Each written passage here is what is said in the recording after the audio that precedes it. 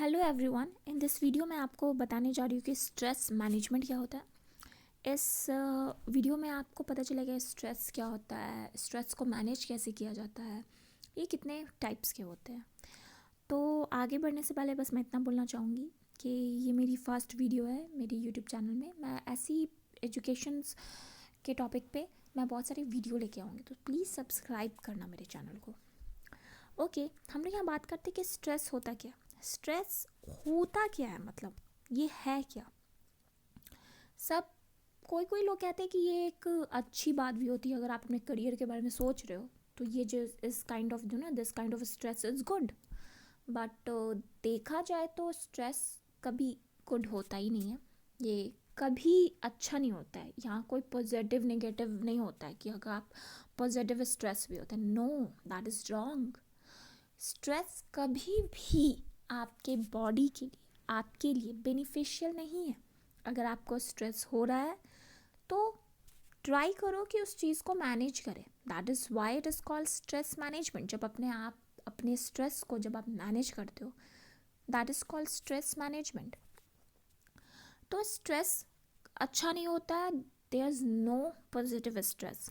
Somehow some people just say about that कि yes होते हैं ऐसा, बट ऐसा नहीं होता है। अगर हम अपने करियर के बारे में बार बार सोच रहे हैं तो ऑब्वियस है इसका जो कॉन्सिक्वेंसेस है ये निगेटिव ही आएगा। वाई? बिकॉज मैं अपने करियर के बारे में बार बार सोच रही हूँ और मैं निगेटिव हो रही हूँ, तो मतलब कि मैं अपनी पढ़ाई पे ध्यान नहीं दूँगी। मैं ज़्यादा किस पे ध्यान दूँगी? अपने रिज़ल्ट पे ध्यान दूँगी। मतलब कि ओ माय गॉड, मैं अगर आज अच्छा नहीं की, मेरा फ्यूचर क्या होगा, मेरे से एग्ज़ाम नहीं निकला, मेरे को पढ़ाई का करनी होगी। मैं ये सब चीज़ के बारे में सोच रही हूँ, लेकिन मैं पढ़ाई कहाँ कर रही हूँ? मैं पढ़ाई भी कर रही हूँ तो मैं टेंशन में पढ़ाई कर रही हूँ। कोई भी काम स्ट्रेस में किया गया काम कभी भी आपको एक अच्छा रिजल्ट नहीं देगा। That is why there is only one की आप इसको ओवरकम कर सकते हो, that is ignore. Okay, stress मतलब आप किसी चीज़ के बारे में सोच रहे हो, आप अपने करियर के बारे में सोच रहे हो, ये एक दिन दो दिन आप सोच लो अच्छे से कि हाँ मेरे को ये करना है, मैं ये नहीं करूँगी तो मेरे साथ ये हो जाएगा। बट अगर आप कंटिन्यूसली 2 मंथ 3 मंथ अगर एक ही चीज़ को बार बार सोच रहे हो, चाहे वो आप अपने करियर के लिए क्यों ना हो, सिंपल चीज़ यही होता है कि आप अपने आप को एक निगेटिव सर्कल में आप अपने आप को ढकेल रहे हो। तो दैट इज़ वाई स्ट्रेस को इग्नोर करना, मैनेज करना is very very compulsory. You can't ignore it. Okay, so stress मतलब क्या होता है? कुछ भी चीज़ आप किसी चीज़ के बारे में बार बार सोच रहे हो जिससे आपकी डे टू डे एक्टिविटीज़ को इम्पैक्ट कर रही है, आपकी day to day activities change हो रही है, आपके बॉडी पे सम डिफरेंसेस आ रहे हैं क्योंकि आप एक चीज़ को बार बार सोच रहे हो। That is called stress. Stress का सिंपल मीनिंग तो यही तो होता है, if you are thinking something again and again, that is known as to be a stress. तो जो स्ट्रेस है इज़ जस्ट अ फीलिंग, ये एक फीलिंग होता है ऑफ इमोशनल और फिजिकल टेंशन्स का, जो किसी भी इवेंट और थॉट से आता है। Means whatever the situations you have, if you are pressuring on that particular event again and again, then you are enhancing a stress kind of moment. Simple है, किसी भी पर्टिकुलर चीज़ को आप बार बार सोच रहे हो, डैट इज मीन्स आप stress kind of thing को इन्हेंस कर रहे हो। अब यहाँ पे बात करते हैं इसको सिंड्रोम क्यों कहते हैं। आप यहाँ ध्यान से देखो, इसे सिंड्रोम कहा गया है। वाई? इसे बीमारी क्यों कहा गया है? बीमारी इसलिए कहा गया है इसे क्योंकि स्ट्रेस, ड्यू टू स्ट्रेस आपके बॉडी पे कुछ डिफरेंसेस आती है। लाइक कोई कोई स्ट्रेस में अपना गेन वेट होने लगता है, किसी किसी का लॉस होने लगता है, जैसे जैसे कि उनका एपिटाइट, लॉस ऑफ एपिटाइट हो गया, मतलब खाना खाने का मन नहीं करना, या किसी का गेन वेट भी होता है। खाना खाने का मन नहीं करना मतलब आपका हेल्थ डाउन हो रहा है। मतलब health gain is a kind of syndrome. ज़रूरी नहीं अरे बच्चा मेरा हेल्थ गेन कर रहा है मतलब कि बहुत अच्छी लाइफ जी रहा है, नहीं, एक तरह से ये भी एक तरह से सिंड्रोम है। तो स्ट्रेस इस काइंड ऑफ ऐसी ऐसी सिचुएशन को इन्हेंस करता है, so that is why it is called syndrome. तो stress can have a big impact on your body, ये आपके बॉडी पे बहुत ज़्यादा असर होता है in ways that are felt by just you. Somehow stress ये सिर्फ आप ही फील कर सकते हो, आउटसाइडर या कोई बाहर वाला फील नहीं करेगा, क्योंकि ये इंटरनल प्रॉब्लम होता है. One of the more visible potential by product of stress is weight gain. Of course देखो ये ना विजिबल भी होता है. ओके लाइक आपका गेन वेट हो गया, आपका गेन लॉस हो गया, दैट इज़ विजिबल. मतलब ये विजिबल होता है आपके बॉडी के थ्रू कि आप स्ट्रेस में हो. ये इमोशनल ईटर्स कहलाता है. ये आपके इमोशंस को, आपकी फीलिंग्स को खा जाता है. इस वजह से stress is not beneficial to your health. Yes you know ये लॉस ऑफ एपिटाइट हो गया, आपकी डिफरेंट डिफरेंट कंडीशंस हो जाना आपके बॉडी में, डिफरेंट कंडीशंस हो गया, ओबेसिटी आ गई, वेट गेन हो गया. ये इमोशनल ईटर है. It can eat you completely physically और mentally. Yes why it is called emotional eater, क्योंकि आपको फिजिकली और मेंटली ये खा जाएगा. सो ज़रूरी है कि स्ट्रेस को मतलब इग्नोर करना, दूर करना, इट्स वेरी वेरी कंपल्सरी. अब हम लोग बात करते हैं कि मतलब कितने प्रकार के होते हैं, मतलब साइन ऑफ स्ट्रेस. एक फिजिकल साइन होता है, एक मेंटल होता है. फिजिकल साइन मतलब is just all about like you are giving a signal through your body, like appetite, obesity, scream, anger issue हो जाना ड्यू टू स्ट्रेस. तो ये फिजिकल साइन होता है. मतलब आप अपने बॉडी के थ्रू आप जो भी सिग्नल दे रहे हो दैट इज फिजिकल स्ट्रेस. और mental is all about loss of mental concentrations. मतलब आप कॉन्सेंट्रेट नहीं हो पा रहे हो, डिप्रेशन में हो, that is a mental sign. तो ये दो तरह के स्ट्रेस होते हैं, फिजिकल और मेंटल. अब यहाँ पे बात करते हैं कॉजेज ऑफ द स्ट्रेस. मतलब क्या क्या कॉन्सिक्वेंसेस हो जाते हैं after if you are in stress. feeling under lots of pressure of like generous tensions, मतलब worried about something, मतलब discriminations experience करना, ये सब causes बनता है. ये सब कारण से stress पैदा होता है. यहाँ देखो जॉब इनसिक्योरिटी होना, हाई परफॉर्मेंस डिमांड करना, ये सब स्ट्रेस आता है. कल्चर अच्छा नहीं है. आप जानते हो हमारी इंडिया सेक्युलर है, तो यहाँ पे different different kind of culture है, तो आप मैच नहीं कर पा रहे हो, लैंग्वेज इशू बन रहा है, तो that is culture issues. Okay family problems आ गए. ये सब क्या करता है, स्ट्रेस को जन्म देता है. तो technology issues, some kind of हमारे इंडस्ट्री में, मतलब जहाँ हम काम कर रहे हैं अपने ऑफिस में, वहाँ टेक्नोलॉजी इनोवेशंस होता है. तो आपको टेक्नोलॉजी कुछ आइडिया नहीं है कि कैसे काम करते हैं. तो ये भी एक तरह से स्ट्रेस दिया कि ओ माय गॉड मेरी जॉब जा सकती है इफ़ मुझे इस टेक्नोलॉजी के बारे में नहीं पता हुआ. तो ये क्या हुआ, ये कॉज हुआ. ये सब रीज़न बनते हैं स्ट्रेस का. अब यहाँ बात करें डिफरेंट टाइप्स ऑफ स्ट्रेस क्या होता है. ये टाइप्स ऑफ स्ट्रेस मतलब दो तरह के स्ट्रेस होते हैं. एक होता है अक्यूट, एक होता है क्रॉनिक. एक्यूट स्ट्रेस मतलब होता है जो शॉर्ट टर्म के लिए आता है, like a very recent past के लिए आता है. जैसे कि असाइनमेंट मिल गया, असाइनमेंट है जैसे मेरे पास आया, तो ये क्या हुआ, मेरे पास स्ट्रेस आया, oh my God I have assignment, I don't have a time. So ये सब क्या हुआ, इस तरह से स्ट्रेस आया. तो ये क्या हुआ, एक्यूट स्ट्रेस हुआ, मतलब शॉर्ट टर्म के लिए स्ट्रेस हुआ, जैसे स्कूल होमवर्क हुआ.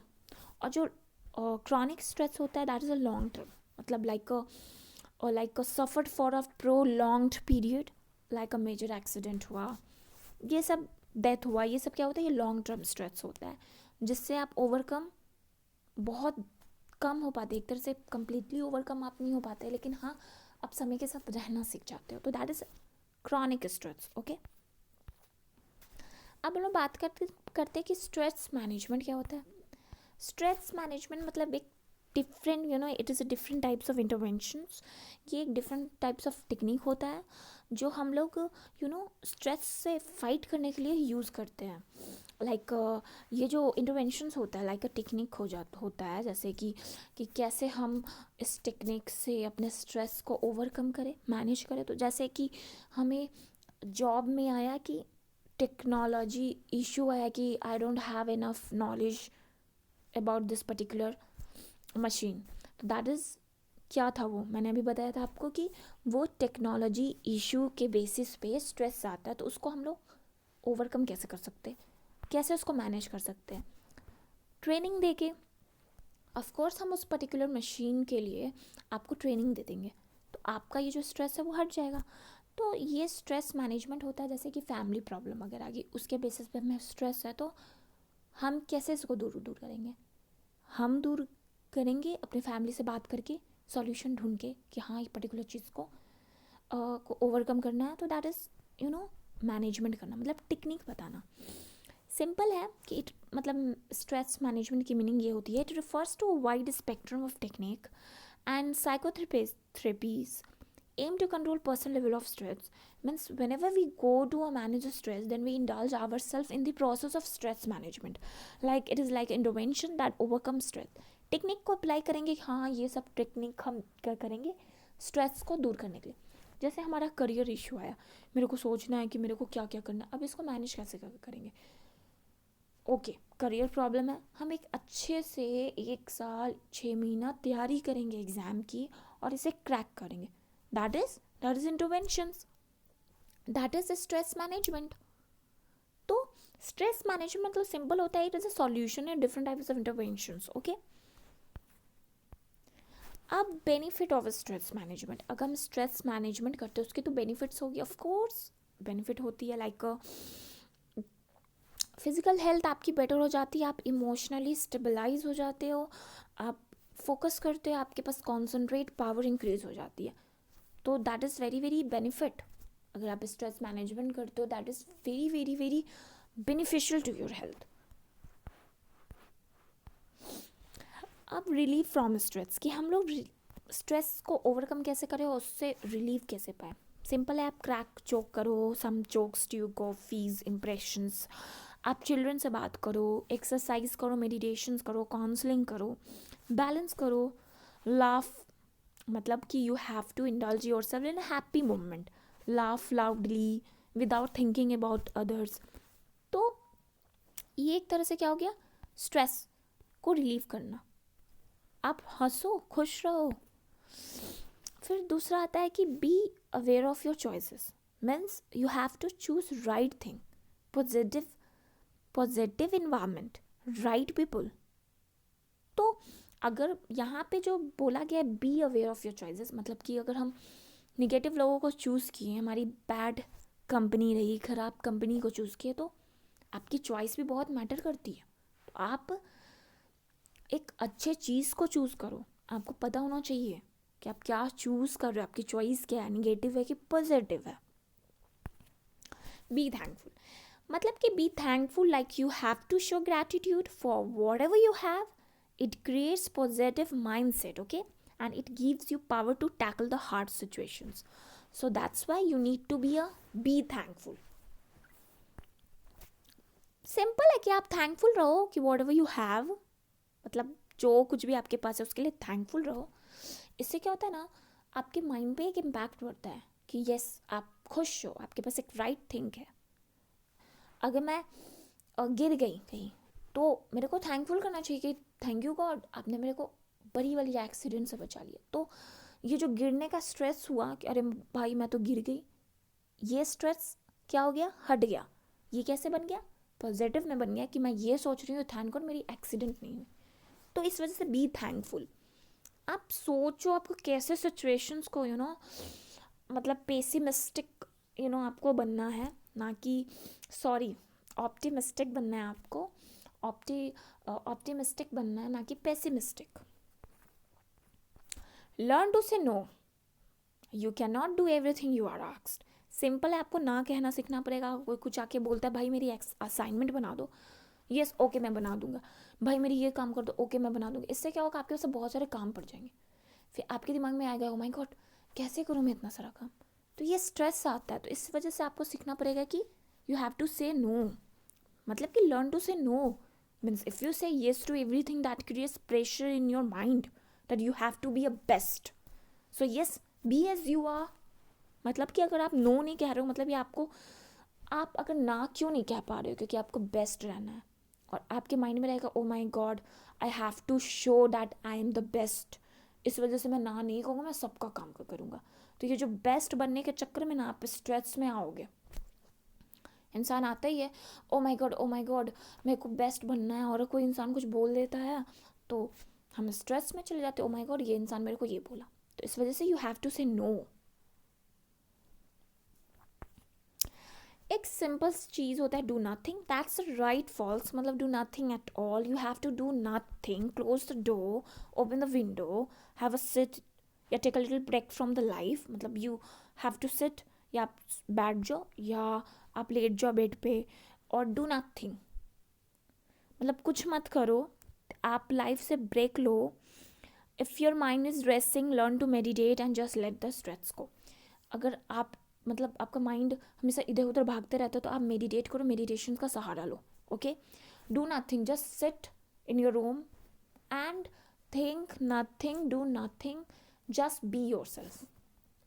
कभी कभी कुछ ना करना भी एक तरह से सॉल्यूशंस होता है। ओके, सब बोलता है अरे भाई ये तो अकेले में जाके बैठा हुआ है, कुछ नहीं कर रहा है, ना मोबाइल यूज़ कर रहा है, शांति से बैठा हुआ है। तो आप क्या कर रहे हो, आप सेल्फ रियलाइजेशंस कर रहे हो। ओके, तो do nothing is the best solutions. अगर आप स्ट्रेस में हो तो रिलीव करने का वन ऑफ द फैक्टर ये भी है कि डू नथिंग। आप म्यूज़िक सुनो, यस म्यूज़िक आपको बहुत ज़्यादा इम्पैक्ट देती है। मेरे को भी जब टेंशन्स आती है तो मैं म्यूज़िक सुनती हूँ तो मुझे थोड़ा रिलैक्स मिलता है। तो जो म्यूज़िक होता है ना उसका एक वाइब्रेशंस होती है, वो जो आप फ्रिक्वेंसी होती है जो बाहर निकलती है, जो आपके माइंड को रिलैक्स देती है। बहुत सारे सब फ्रिक्वेंसी है, बहुत सारे सॉन्ग्स होते हैं जो आपके माइंड को रिलीव करते हैं, तो आप जाओ गाने सुनो।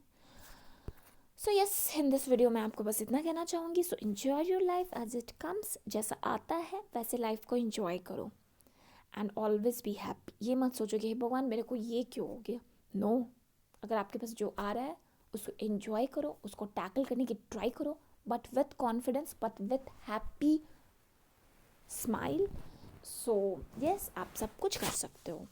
ये बहुत बहुत ही वास्ट टॉपिक है, मैंने तो बस शॉर्ट में समझाया है। स्ट्रेस बहुत ही डेंजर होती है, डिप्रेशन में गया तो बहुत सारे बच्चे सुसाइड भी करते हैं।